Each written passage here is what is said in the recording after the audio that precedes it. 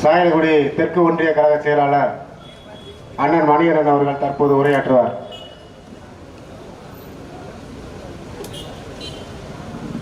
பிறப்புக்கும் எல்லா உயிர்க்கும் சிறப்பவா செய்தொழில் வேற்றுமை யான். பிறப்பால் எல்லாரும் அனைவரும் சமம். இதுதான் எங்களுடைய கொள்கையே. முதல்ல எல்லாருக்கும் எல்லாம் கிடைக்கும், யாருக்கும் இது கிடைக்கல. எல்லாருமே பிறப்பால் அனைவரும் சமம். அடுத்தபடியாக அன்னை தமிழுக்கு முதல் வணக்கம்.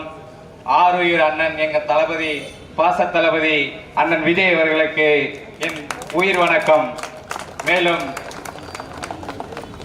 இந்த ராமநாதபுரம் மேற்கு மாவட்டத்தின் சிறப்பு 2 தொகுதிகளிலும் கேட்கிறவங்களுக்கு என்ன குறை இருக்கோ அந்த குறைகள் அனைத்தையும் நிவர்த்தி பண்றதற்காக தமிழக வெற்றி கழகம் ராமநாதபுரம் மேற்கு மாவட்ட கழக செயலாளர் அண்ணன் அவர்களுக்கு என் நெஞ்சார்ந்த வணக்கம்.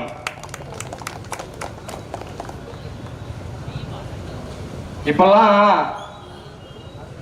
எதிர்நீச்சல் சீரியல் பார்க்கறது, எல்லா சீரியல் பார்க்கறதெல்லாம் நிப்பாட்டிட்டாங்க. பொதுமக்களும் பெண்களும் எல்லாருமே சட்டசபையை அப்படியே லைவா பார்த்துக்கிட்டு இருக்காங்க பொதுமக்கள். அரை நூற்றாண்டு காலத்துல இதுவரைக்கும் யாருமே பண்ணாதது எங்க அண்ணன் பண்ணிருக்காப்ல. யாருமே பண்ணாதது. எல்லாரும் லைவா உட்காந்து என் மாமா விஜய் மாமா பார்த்துக்கிட்டு இருக்கப்பா அப்படிங்கிறான். எல்லாரும் உட்காந்து அண்ணன் என்ன பேசுவாருங்கிறதுக்காக பார்த்துக்கிட்டு இருக்காங்க. படத்தை தான் விட்டுட்டான். இதுக்கு அடுத்து சட்டசபையில இருந்து அண்ணன் அடுத்தடுத்து என்ன பண்ண போறாங்கிறத பாக்குறான். இந்த 100 நாள் சாதனைலாம் இந்த ட்ரெய்லரோட சின்ன பிட்டு தான். இது இப்ப பண்ணிருக்கிறது நம்ம ட்ரெய்லரோட சின்ன பிட்டு தான். இந்த 5 வருஷத்துல இந்த தமிழ்நாடு இந்தியாவின் முதன்மை மாநிலம், ஸ்மார்ட் சிட்டி அனைத்து நகரங்களில் இருக்கும். இந்த பரமக்குடி இப்படி இருக்கிற மாதிரி இருக்காது இந்த 5 வருஷத்துல. இந்த பாருங்க, இந்த 100 நாள் தான் சாம்பிள். அரசு அதிகாரிகள்லாம் அவ்வளவு பயப்படுறாங்க.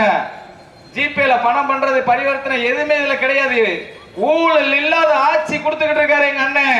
ஒரு ஆளு எங்கேயும் நகர முடியாது. ஒரு ஆளு பைசா டிரான்ஸ்பர் பண்றதுக்கு உள்ள ஊழல் அதிகாரி எந்த இதுவும் கிடையாது. ஊழலே இல்லாத ஆட்சி இந்த 5 வருடம் தூய ஆட்சியா அண்ணன் முதலமைச்சர் விஜய் அண்ணன் கொடுத்து கொண்டிருக்கிறார். மேலும் 717 மதுபான கடைகள் ஆட்சி அமைஞ்சு 100 நாள்ல, அது 2ஆம் நாள் மே 12ஆம் தேதி சொல்றாரு எங்க அண்ணன். 714 மதுபான கடைகள், வழிபாட்டு தலங்கள், பேருந்து நிலையங்கள், இதை சுற்றி பள்ளிக்கூடத்துல பக்கத்துல இருக்க எல்லா மதுபான கடையும் தூக்கு. அது பொதுமக்களுக்கு இடையூறா இருக்கு. எல்லாத்தையும் எடுத்துட்டாப்ல. யாராலும் இந்த அறிவிப்பு இதுவரைக்கும் அரசு வருமானம் வரும் தான் எதிர்பார்ப்பாங்க. இந்த வருமானமே எனக்கு தேவையில்லைன்னு சொல்லியிருக்காரு எங்க அண்ணன். 717 கடையை தமிழகம் முழுவதும் கட்டியிருக்காப்ல. மேலும் அண்ணன் சொல்றான். அதெல்லாம் நம்ம லேசா சொல்லல, அவரே சொல்லிட்டாப்ல. உங்க வீட்டு ரேஷன்கள்ல தான் இல்லைன்னு சொன்னாப்ல. அதுக்கு உகந்ததுதான் அண்ணன் சீர்திட்டம். ஒவ்வொரு பெண்களுக்கும் 8 கிராம், அதாவது 1 பவுன் தாலிக்கு தங்கம் திட்டங்கிற மாதிரி 1 பவுன் செயின் போடுறாரு. தரமான பட்டு சேலை கொடுக்கிறாரு எங்க அண்ணன். எப்படி தரமான பட்டு சேலை.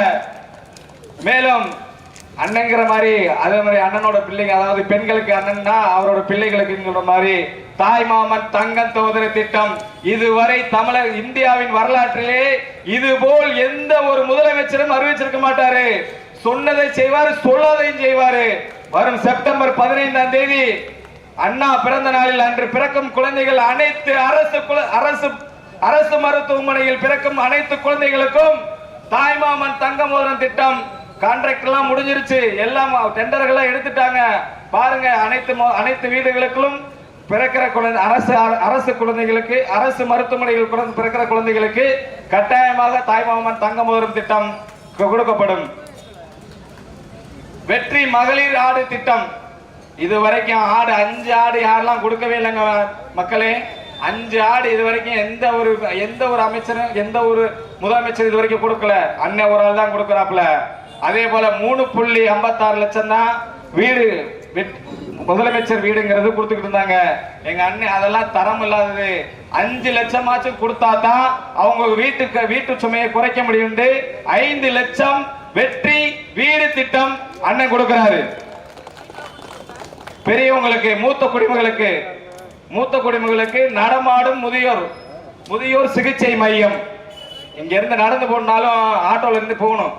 இனிமேல் வர்றது அப்படி இல்ல. வரப்புற ஆட்சியில இருக்கிற நம்ம ஆட்சியில அனைத்து முதியோர்களுக்கும் நடமாடும் சிகிச்சை மையம் அமைத்து தரப்படும். மேலும்